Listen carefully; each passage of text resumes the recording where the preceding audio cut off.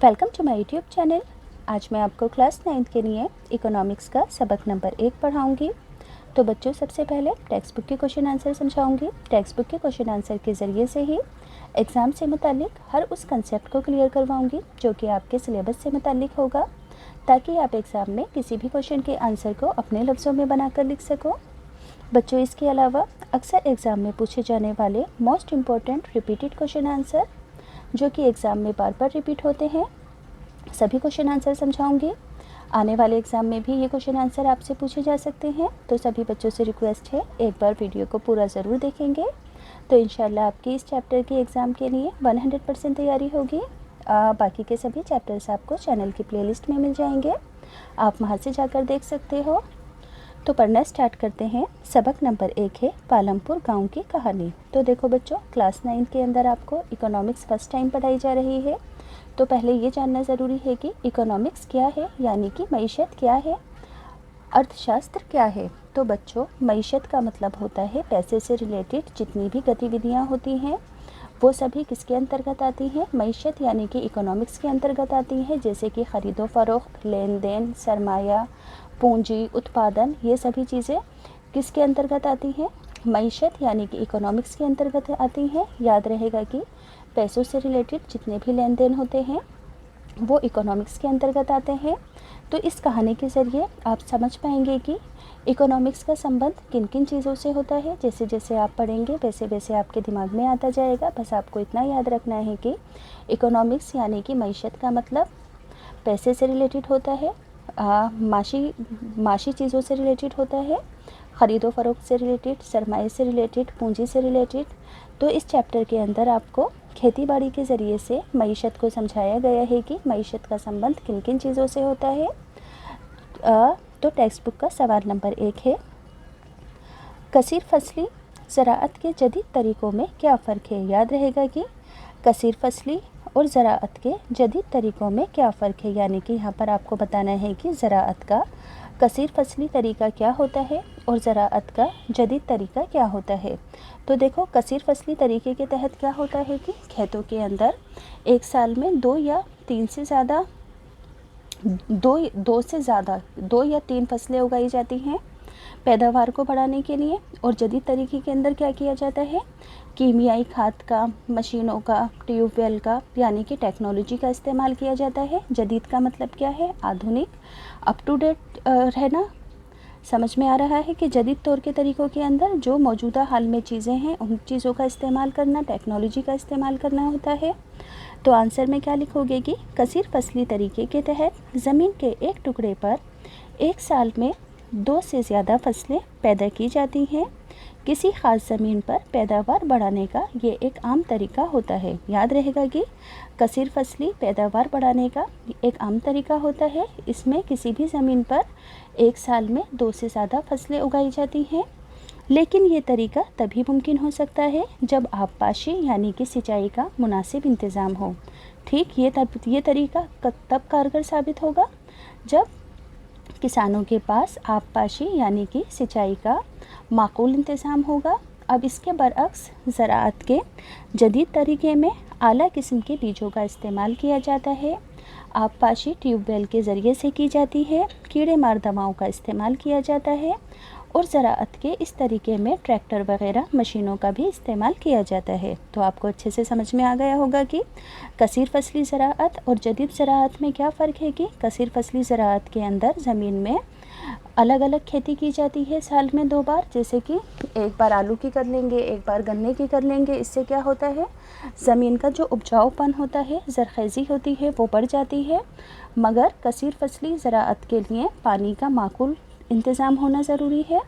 और जदीद तरीक़ों के अंदर तो हमारे पास क्या होना चाहिए, सरमाया होना चाहिए, पैसा होना चाहिए, पूंजी होनी चाहिए, जब भी हम ये सारी चीज़ें ख़रीद कर खेती बाड़ी कर सकते हैं। अब टेक्स्ट बुक का अगला सवाल है, ध्यान से समझेंगे कि जदीद ज़राअती तरीक़ों को अपनाने वाले किसानों के लिए ज़रूरी सरमाया क्या है। सरमाया किसे कहते हैं, पूंजी को कहते हैं। तो देखो, जो किसान जदीद खेती करेंगे सबसे पहले तो उनके पास पैसा होना चाहिए ताकि वो उससे बेहतर बीज, कीमियाई खाद और मशीनें वगैरह ख़रीद सकें और अपनी जदीद ज़राअत को अंजाम दे सकें। तो यहाँ पर क्या लिखोगे कि जदीद ज़राअती तरीक़ों को अपनाने वाले किसानों के लिए बेहतर बीज, कीमियाई खाद, कीड़े मार दवाओं और ज़राअती मशीनरी ही इनका सबसे बड़ा सरमाया होता है, यानी कि पूंजी होती है। इन सब चीज़ों के बिना ये किसान जदीद ज़राअत नहीं कर सकते हैं। अगला सवाल है टेक्स्ट बुक का, पहले के मुकाबले में ज़राअत के जदीद तरीक़ों के लिए किसानों को ज़्यादा नकदी की ज़रूरत क्यों पड़ती है। देखो, पहले के मुकाबले में जो पहले खेती होती थी वो क्या होती थी, कसीर फसली होती थी, यानी कि एक साल में एक ही जगह पर 2 से 3 फसलें उगाई जाती थी ताकि ज़मीन की ज़रख़ेज़ी को बढ़ाया जा सके। मगर जो जदीद खेती है उसके लिए मशीनरी, कीड़े मार दवाएँ, ट्यूबवेल, ट्रैक्टर, थ्रेशिंग मशीन, इन सब चीज़ों की ज़रूरत पड़ती है, यानी कि ज़्यादा पैसों की ज़रूरत पड़ती है इन सब चीज़ों के लिए। तो आंसर में क्या लिखोगे कि ज़राअत के जदीद तरीक़ों में ट्रैक्टर, ट्यूबवेल, कीमियाई खाद, पंपिंग सेट वगैरह इस्तेमाल करना पड़ता है और इन चीज़ों को ख़रीदने के लिए ज़्यादा से ज़्यादा पैसे खर्च होते हैं। इसलिए पहले के मुकाबले में ज़राअत के जदीद तरीक़ों के लिए किसानों को ज़्यादा पैसे की, यानी कि नकदी की ज़रूरत होती है। अगला सवाल है, ध्यान से समझेंगे कि ज़राअत के जदीद तरीक़ों यानी कि खेती बाड़ी के नए तरीक़ों के लिए ऐसे सरमाए यानी कि ऐसी चीज़ों की, ऐसी पूंजी की ज़रूरत होती है जिन्हें सनअतों यानी कि उद्योगों में खर्च किया जाता है। क्या आप इस बात से मुताल्लिक़ हैं या सहमत हैं? तो यहाँ पर लिखेंगे कि हाँ, हम इस बात से इत्तेफ़ाक रखते हैं कि मिसाल के तौर पर जदीद ज़राअत के तरीक़ों के लिए कीमियाई खाद और कीड़े मार दवाओं की ज़रूरत होती है। इसके लिए सरमाए की ज़रूरत होती है, यानी कि पूंजी की, पैसों की ज़रूरत होती है। तो ये चीज़ें कहाँ तैयार होती हैं? सनअतों में, यानी कि उद्योगों में तैयार होती हैं, उद्योगों के ज़रिए तैयार होती हैं। अगला सवाल है, पालमपुर में बिजली ने किसानों की किस तरह से मदद की है। तो देखो, बिजली के फैलाव से पहले पालमपुर गाँव के लोग नलों से पानी खींचकर खेतों की आबपाशी करते थे, लेकिन अब बिजली का फैलाव होने की वजह से उन्होंने ट्यूबवेल लगवा लिए हैं, जिसकी वजह से वो आसानी से आबपाशी कर सकते हैं। इससे उन्हें काफ़ी सहूलियत हासिल हुई है। अगले सवाल को ध्यान से सुनेंगे, क्या ज़राअत के लिए आबपाशी यानी कि सिंचाई के इलाके को बढ़ाना अहम है और क्यों अहम है। समझ में आया कि ज़राअत के लिए आबपाशी के इलाके को बढ़ाना अहम है और क्यों अहम है, ये बताना है। तो देखो, अनाज की बढ़ती हुई मांग को पूरा करने के लिए अनाज की पैदावार में इजाफ़ा करना होगा, और अगर पैदावार में इजाफ़ा करना है तो आबपाशी की ज़मीन के इलाके को भी बढ़ाना होगा। याद रहेगा कि जैसे जैसे पॉपुलेशन बढ़ रही है वैसे वैसे अनाज की मांग भी बढ़ रही है। तो अनाज की बढ़ती हुई मांग को पूरा करने के लिए पैदावार में इजाफ़ा करना होगा, और पैदावार में इजाफ़ा करने के लिए आबपाशी की ज़मीन के इलाके को भी बढ़ाना ज़रूरी होगा। अगला सवाल है, ध्यान से सुनेंगे, पालमपुर में ज़राअती मज़दूरों की मज़दूरी कम से कम मज़दूरी से कम क्यों है? क्योंकि वहाँ पर लोग ज़्यादा हैं और काम कम है। तो इसी वजह से वहाँ के लोगों की मज़दूरी कम है, क्योंकि काम को बहुत सारे लोगों के अंदर बांटा गया है ताकि सभी को पैसे मिल सके, सभी को मज़दूरी मिल सके। इसलिए सभी लोगों को काम देने की वजह से वहाँ की मज़दूरी कम है। तो आंसर में क्या लिखोगे कि पालमपुर में ज़राअती मज़दूरों की मज़दूरी इसलिए कम है क्योंकि वहाँ पर काम कम है और मज़दूरों की तादाद ज़्यादा है। इसी मुकाबले आरई ने मज़दूरी की शरह को कम कर दिया है। देखो, मज़दूरी की शरह एक वजह से क्यों कम हुई है, जैसे कि 80 रुपये रोज़ की मज़दूरी है किसी मज़दूर की। अब बड़े बड़े किसान क्या करेंगे कि वहाँ पर कंपटीशन ज़्यादा है, किसी और से 50 रुपये के अंदर देकर मज़दूरी करवा लेंगे। अब क्या होगा कि जो पहले वाला इंसान अगर 80 रुपये में नहीं करेगा तो उसके पास तो कमाई का कोई भी ज़रिया नहीं होगा। इसलिए उन्हें मजबूर होकर भी कम पैसों के अंदर काम करना पड़ता है, क्योंकि वहाँ पर लोग ज़्यादा है, कंपटीशन ज़्यादा है। अगला सवाल है, एक ही ज़मीन पर पैदावार बढ़ाने के अलग-अलग तरीके कौन कौन से हैं। तो एक ही ज़मीन पर पैदावार बढ़ाने के तरीके मंदरजा झेल हैं, जैसे कि कसीर फसली तरीका। तो अभी मैंने बताया था कि कसीर फसली तरीके के तहत ज़मीन के एक टुकड़े पर एक साल में 2 से ज़्यादा फसलें पैदा की जाती हैं। किसी ख़ास ज़मीन पर इसका मकसद क्या होता है, पैदावार को बढ़ाना होता है, यानी कि मिट्टी की ज़रख़ेज़ी बढ़ाना होता है। अगर वो लगातार एक ही खेती करते रहेंगे तो ज़मीन की ज़रख़ेज़ी कम हो जाती है। तो ज़मीन की ज़रख़ेज़ी को बढ़ाने के लिए, पैदावार में इजाफ़ा करने के लिए वो एक ही ज़मीन पर एक साल में अलग अलग फसलें उगाते हैं। लेकिन ये तरीका तभी मुमकिन हो पाता है जब आबपाशी यानी कि उनको सिंचाई की सहूलियत का इंतज़ाम हो उनके लिए। दूसरा तरीका क्या है, जदीद ज़राअती तरीका है। तो इस तरीके के तहत ज़राअत के जदीद तरीके में आला किस्म के बीजों का इस्तेमाल किया जाता है। आबपाशी के लिए ट्यूबवेल वगैरह लगाई जाती है, कीड़े मार दवाओं का इस्तेमाल किया जाता है और ज़राअत के इस तरीके में ट्रैक्टर और दूसरी मशीनरी का भी इस्तेमाल होता है, जिसके लिए ज़्यादा नकदी की सरमाई की ज़रूरत होती है। ये लाइन भी लिखना, इसके लिए ज़्यादा नकदी और सरमाई की भी ज़रूरत होती है सामान को ख़रीदने के लिए। अगला सवाल है, 1 हेक्टेयर ज़मीन के मालिक किसान के काम की तफसील बतानी है। यानी कि अगर एक ऐसा इंसान जिसके पास 1 हेक्टेयर ज़मीन है तो उस किसान के काम की तफसील बतानी है। 1 हेक्टेयर ज़मीन के मालिक किसान अपने खेतों में खेती करते हैं। आमदनी को बढ़ाने के लिए वे दूसरे लोगों के खेतों को भी इस काम में ले लेते हैं, इस्तेमाल में लेते हैं। और जब खेती बाड़ी का काम नहीं होता है तो वे ज़राअत से अलग भी हटकर काम करते हैं ताकि वो पैसा कमा सकें। अगला सवाल है, दरमियाना और बड़े किसान ज़राअत से सरमाया कैसे हासिल करते हैं, यानी कि खेती बाड़ी से पैसा कैसे हासिल करते हैं और छोटे किसान उनसे किस तरह से मुख्तलिफ हैं। तो देखो, दरमियाना और बड़े किसान अपने पिछले सालों की बचत से अपने सरमाए का, पूंजी का इंतज़ाम करते हैं। उन्हीं पैसों से सभी चीज़ें खरीदते हैं, खेती बाड़ी के लिए पूंजी खरीदते हैं।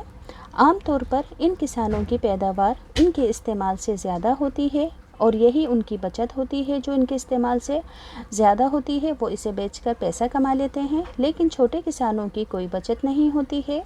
ये लोग साहूकारों और बड़े किसानों से कर्ज़ा लेकर ज़राअत के लिए सरमाए का इंतज़ाम करते हैं। याद रहेगा कि छोटे किसान क्या करते हैं, ब्याज पर पैसा उधार लेते हैं और पूंजी का इंतज़ाम करके खेती बाड़ी करते हैं। अगला सवाल है, पिछले 23 सालों में आबपाशी और पैदावार के तरीक़ों में क्या क्या तब्दीलियाँ आई हैं, उस पर एक रिपोर्ट लिखनी है।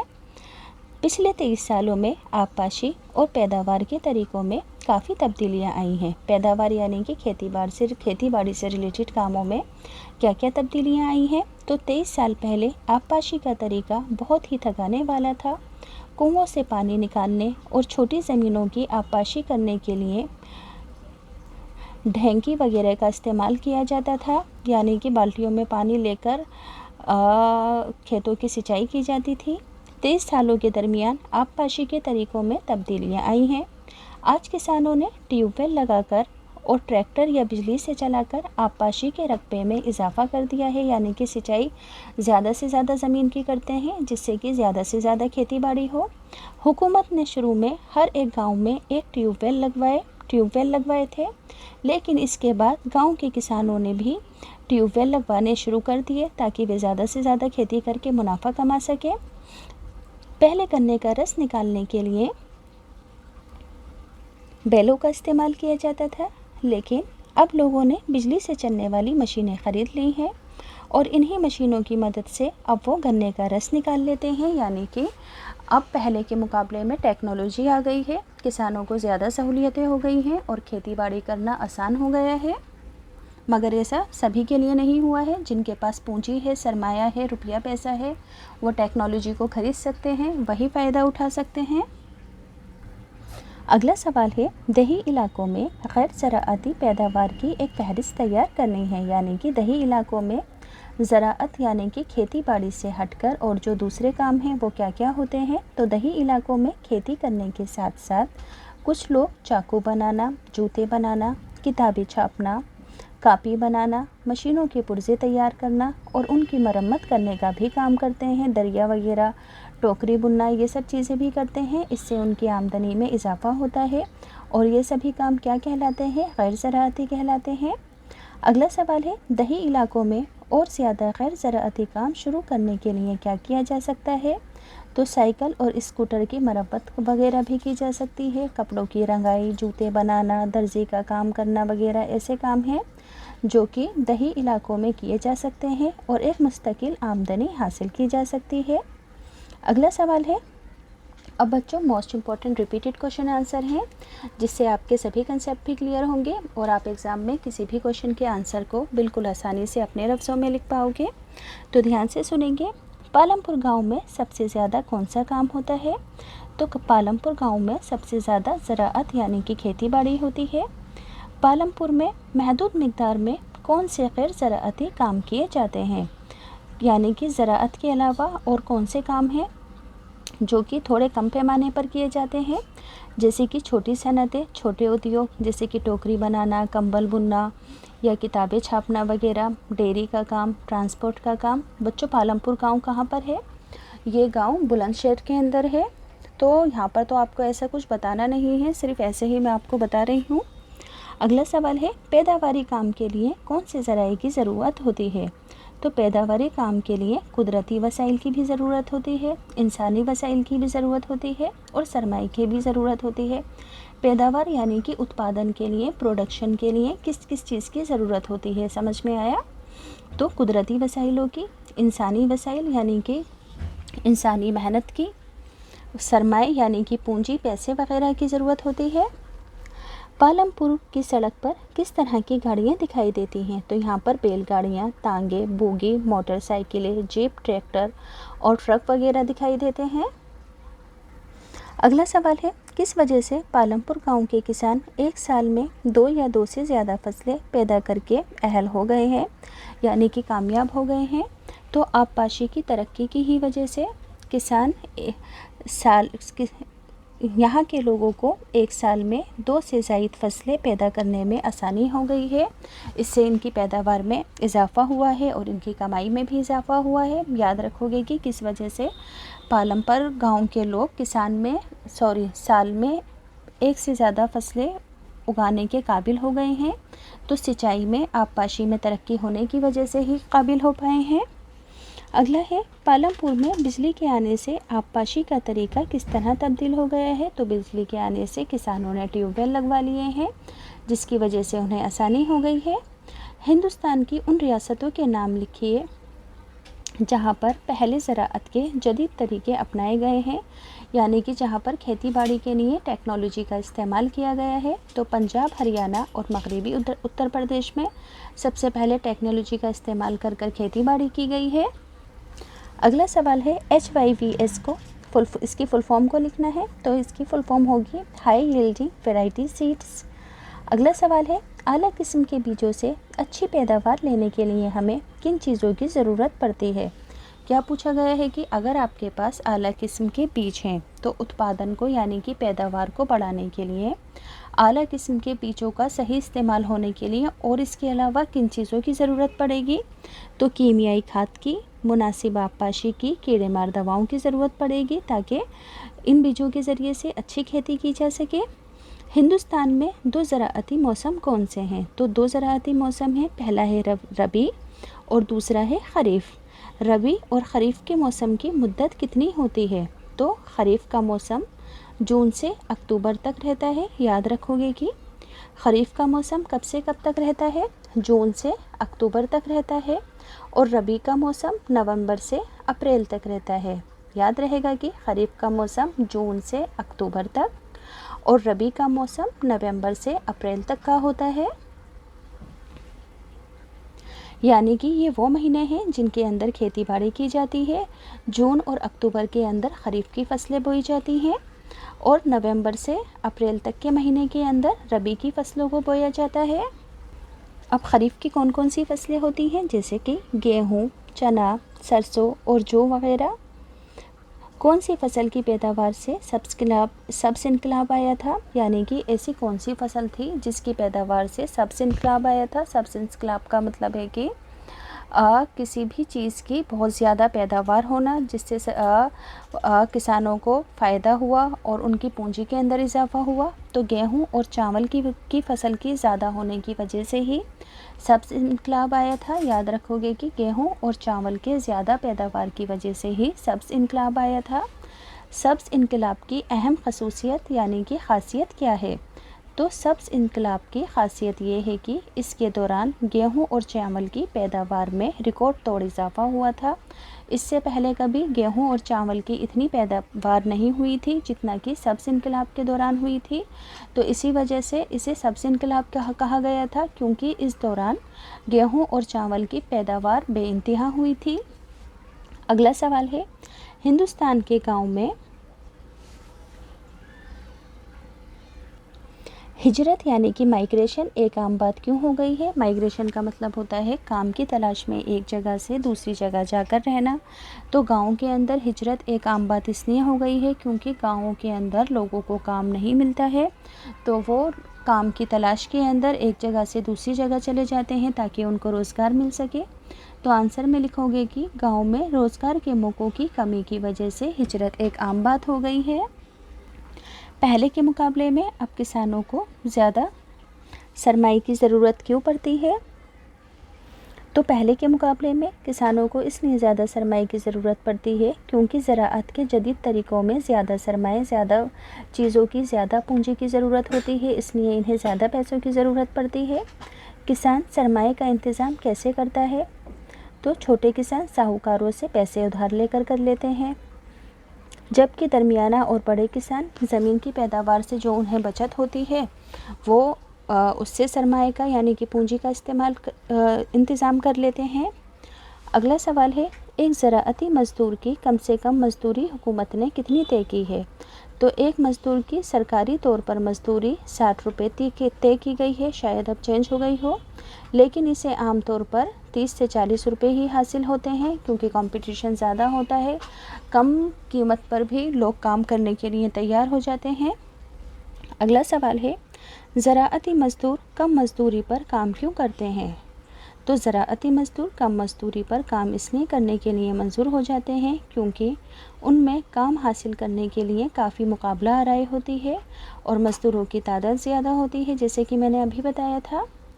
अगला सवाल है, कीमियाई खाद के इस्तेमाल के नुकसानात लिखने हैं। तो कीमियाई खाद के इस्तेमाल के नुकसानात मंदरजा झेल हैं, यानी कि केमिकल वाली खादों के।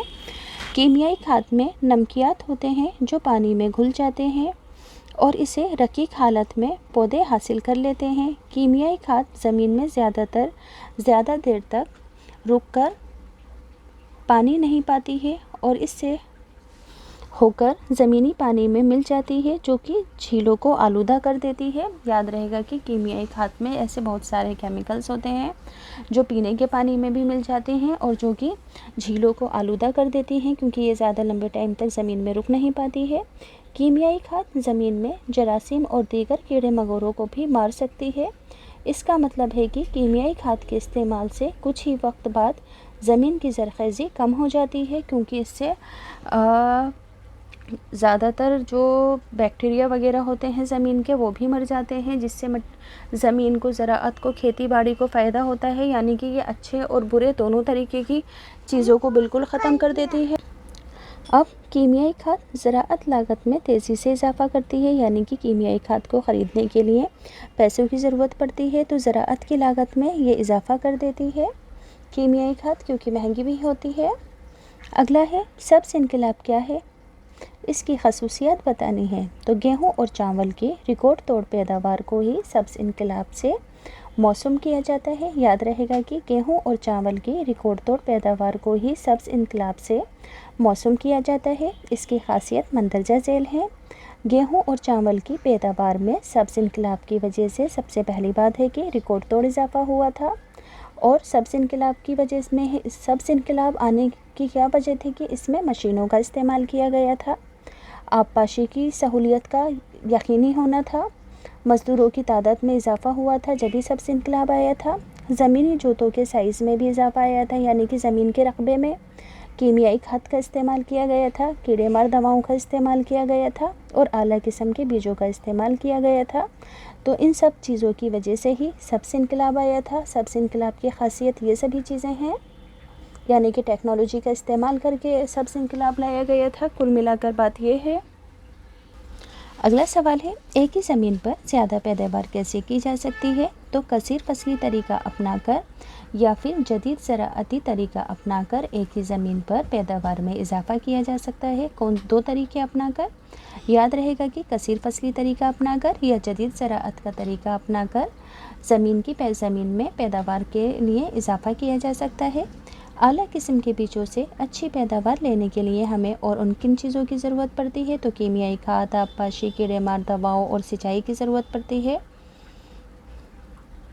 पहले के मुकाबले में किसानों को ये तो बता दिया था, किसान सरमाए का इंतज़ाम पैसों को उधार करके करते हैं। माशी हिजरत भी समझा दी थी। अब है, किस तरह किसान बाज़ार में गेहूं फराहम करते हैं और क्यों करते हैं? तो देखो, दरमियाना और बड़े किसान बाज़ार में गेहूं फराहम करते हैं, यानी कि गेहूं देते हैं बाज़ार के अंदर, क्योंकि उनके पास गेहूं की पैदावार ज़्यादा होती है और वो पैसा कमाते हैं गेहूं बेचकर। ज़ायद गेहूं को बाज़ार में फ़रोख्त करके नकद पैसा हासिल कर लेते हैं ये। अब बच्चों, ज़मीन और सरमाए में क्या फ़र्क है? तो ज़मीन एक कुदरती वसीला है और जबकि सरमाया एक इंसानी वसीला है। याद रहेगा कि ज़मीन कुदरती वसीला है और सरमाया इंसानी वसीला है। पंजाब, हरियाणा और मगरबी उत्तर प्रदेश के किसानों के ज़रिए ज़राअत के जदीद तरीक़ों के तहत कौन से काम किए जाते हैं? तो ये सभी लोग टेक्नोलॉजी का इस्तेमाल करते हैं। तो जदीद ज़राअती तरीक़ों के तहत पंजाब, हरियाणा और मगरबी उत्तर प्रदेश के किसानों के ज़रिए मंदरजा झैल काम किए जाते हैं। आबपाशी के लिए ट्यूबवेल लगवाते हैं।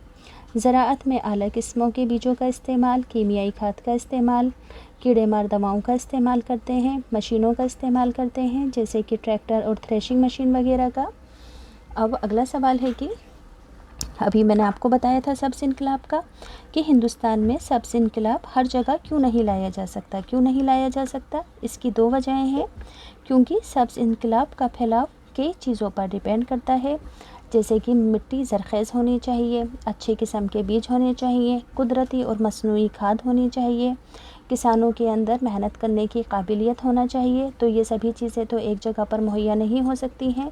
जिन जिन जगहों पर ये सभी चीज़ें मुहैया होंगी उन जगहों पर सब्ज़ इनकलाब आ सकता है, अदरवाइज़ नहीं आएगा। अगर मंदरजा झैल बाला चीज़ें एक जगह पर मुहैया हैं और अगर वहाँ पर बारिश नहीं होती है और आबपाशी के पूरा इस्तेमाल नहीं है, तो इस वजह से भी सब्ज़ इनकलाब नहीं लाया जा सकता। तो बच्चों, इस चैप्टर से रिलेटेड मैंने आपको हर कंसेप्ट अच्छे से क्लियर करवा दिया है जो कि आपके सिलेबस से मुताल्लिक था।